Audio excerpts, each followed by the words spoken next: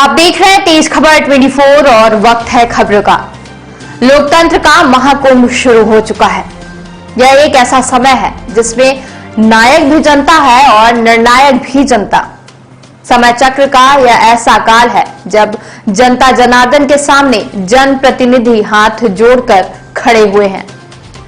इधर टिकट वितरण के बाद पार्टियों के अंदर अब कलह की स्थिति निर्मित है। टिकट की उम्मीद लगाकर बैठे प्रत्याशियों ने बगावत के द्वार खोल दिए हैं। कोई खुलकर सामने आ रहा है तो कोई अंदर से घात लगाकर समय का इंतजार कर रहा है। रीवा विधानसभा क्षेत्र में कांग्रेस पार्टी के अंदर कुछ ऐसा ही नजारा देखने को मिला। टिकट की घोषणा होने के बाद पार्टी के अंदर ही घमासान की स्थिति निर्मित है। शीर्ष नेताओं को जब इस बात की जानकारी हुई तो डैमेज कंट्रोल करने के लिए गुरमीत सिंह मंगू कांग्रेसियों के दरवाजे खटखटा रहे हैं। आज हम केवल रीवा विधानसभा क्षेत्र की बात करें तो जिस उम्मीदवार को कांग्रेस पार्टी ने चुनाव मैदान में उतारा है वह 2 बार चुनाव के मैदान में करारी शिकस्त झेल चुके हैं। राजेंद्र शर्मा को 2004 के महापौर चुनाव में 14,000 वोट मिले थे। इसके बाद 2008 में वह विधानसभा चुनाव के मैदान में उतरे और मात्र 17,000 वोट पाकर तीसरे नंबर पर रहे। उस समय तो कांग्रेस में गुटबाजी की बात हो रही थी, लेकिन बाजार में सब एक साथ दिखाई दे रहे थे। लेकिन इस बार कुछ अलग ही माहौल देखने को मिल रहा है। कांग्रेसी खुद खुलकर बयानबाजी कर रहे हैं। अब सवाल यह है कि ऐसे में रीवा विधानसभा क्षेत्र से कांग्रेस की नैया कैसे पार होगी। कहीं ऐसा तो नहीं कि तीसरी बार पुराना इतिहास रीवा में दोहराया जाएगा। तो आइए सुनते हैं रीवा विधानसभा में होने वाले चुनाव में खुद कांग्रेसियों का क्या कहना है। ने कांग्रेस पार्टी को एक अपना बड़ा समय दिया है। अब ऐसा क्या हुआ कि आप इस बार खुद चुनाव मैदान में दूसरे पार्टी से मैदान उतर चुके हैं। देखिए क्या है भाई साहब कि 1997 में हम चुनाव लड़े महापौरी का। उसके बाद से जो है हम दादा के पास गए। दादा हमारी जो है सदस्यता दिलाई माननीय दिग्विजय सिंह जी से 15 पार्क में।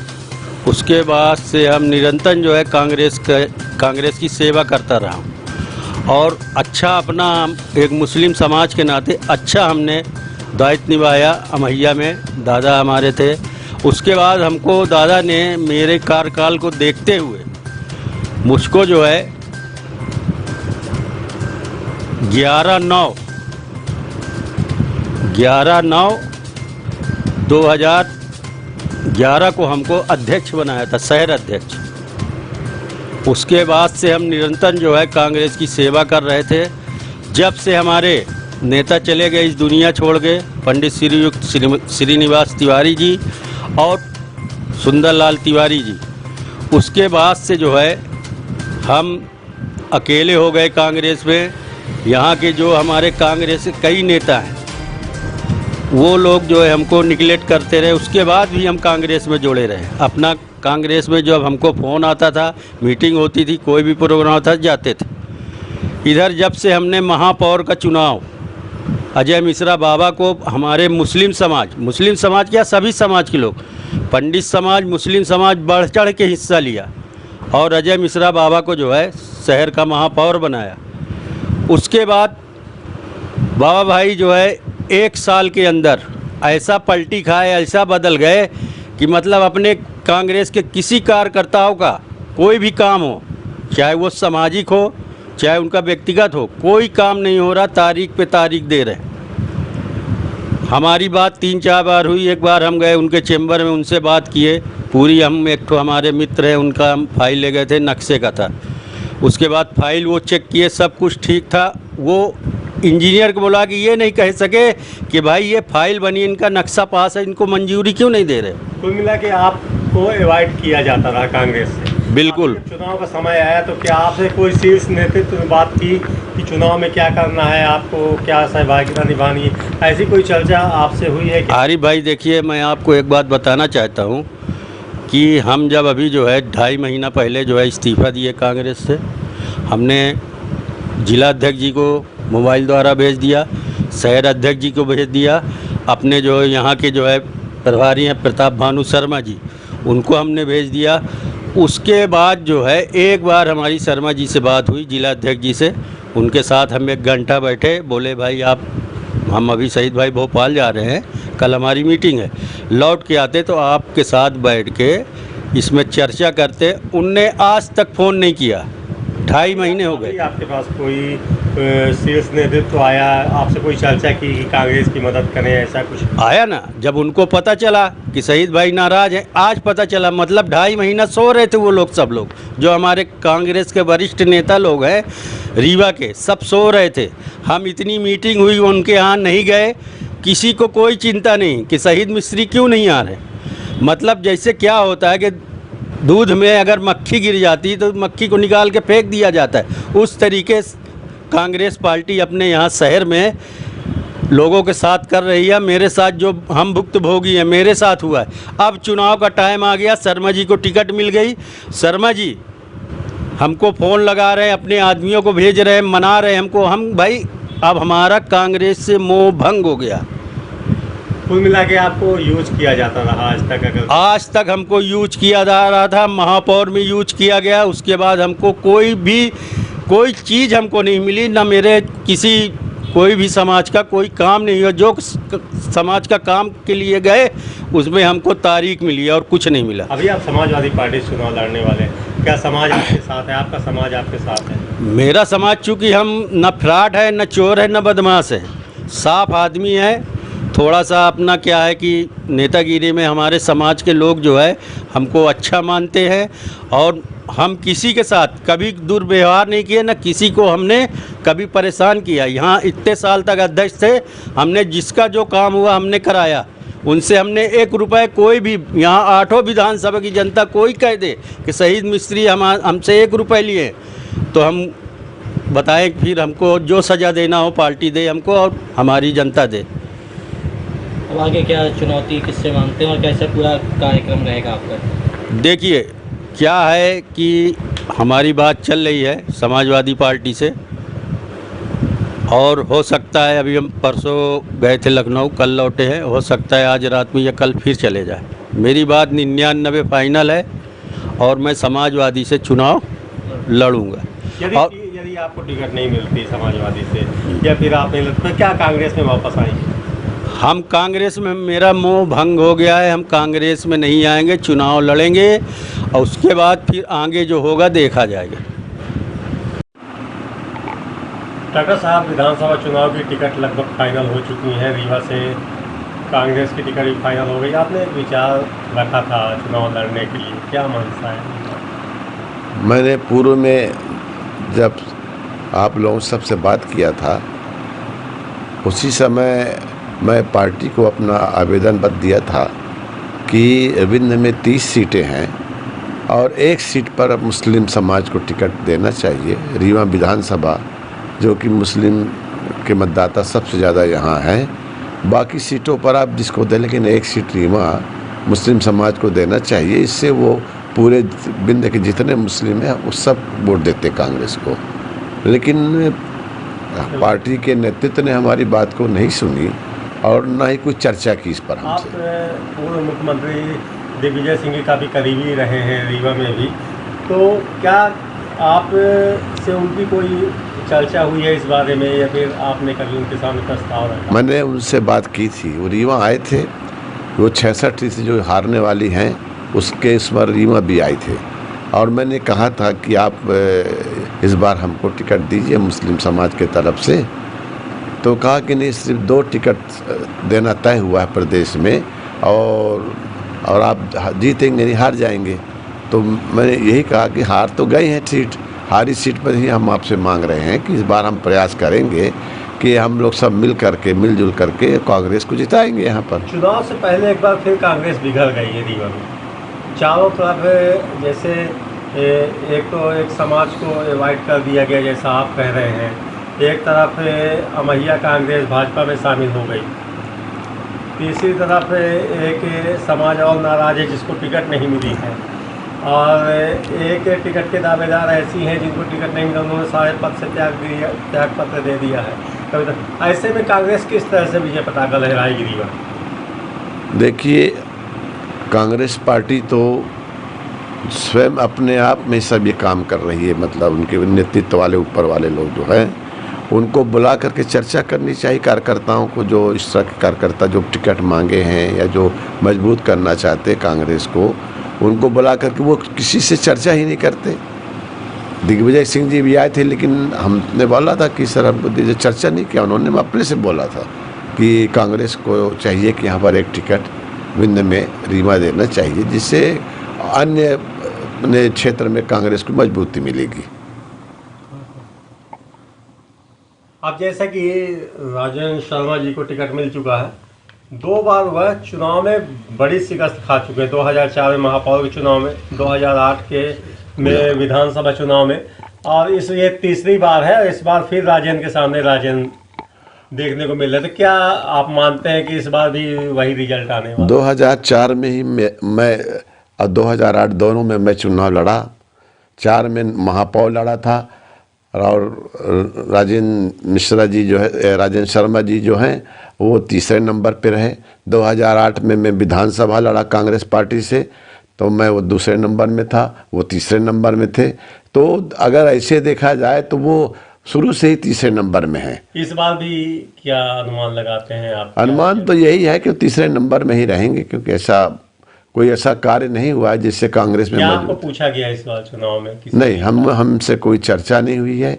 ये माना जाए कि आपको बाहर कर दिया गया? अब ये माना क्या जाए, जब चर्चा नहीं हुई कुछ हमसे, न हमको कोई बोला न बुलाया कभी कोई चर्चा करने के लिए। यहाँ पे प्रभारी भी हैं, प्रताप भानु शर्मा हैं, तो वो नहीं बुलाए, कोई चर्चा नहीं किया। यहाँ पे जिला अध्यक्ष है, वो भी कोई चर्चा नहीं की। तो अभी समझ रहे हैं कि लोगों को ऊपर से निर्देश हो गए होंगे कि आप चर्चा न करिए और आप अपना काम करिए। हो सकता है ऐसा होगा। तो ये मान सकते हैं कि अब कांग्रेस के वृक्ष से एक और डाल टूट के किनारे हो चुकी है। हाँ, तब अब क्या करेंगे, अब तो टूट ही गए हैं। जब आप कांग्रेस पार्टी में, अब हमको तो पार्टियां टिकट देने को तैयार थी, लेकिन हमने सोचा भाई कि हमको लेने अच्छा कि अपनी पार्टी दे हमको टिकट। हमको पार्टी तो हम दो तीन बार हम लड़ चुके, बहुजन समाज से लड़े भी थे, और इस बार भी मिल जाती। अगर हम चाहते तो वो भी मिल जाती, ऐसी बात नहीं थी। लेकिन हमने कहा कि पार्टी साथ दे, आखिर अंतिम अवसर तक हमने कोशिश किया कि पार्टी देगी, लेकिन पार्टी के नेतृत्व में किसी ने चर्चा नहीं की। इसका अफसोस है हमें।